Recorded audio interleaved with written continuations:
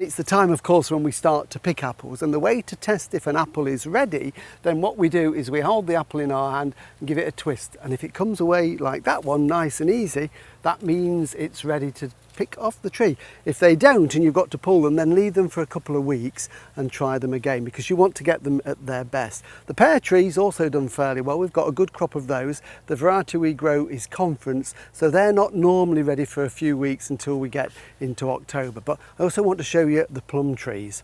This is an Ulin's Golden Gage, which has got delicious fruit, but this year we had a good set.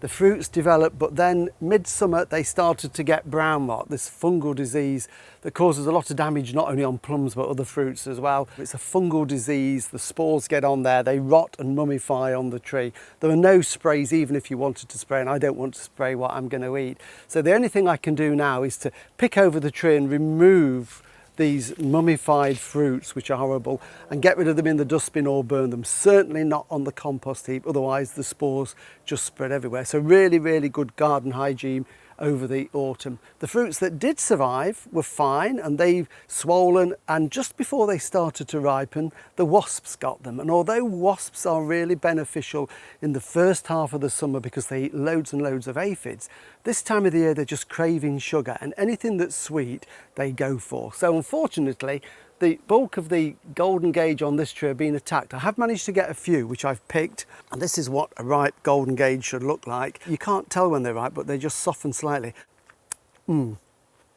It's absolutely delicious, but I'm only going to get about a dozen off a huge tree like this, unfortunately.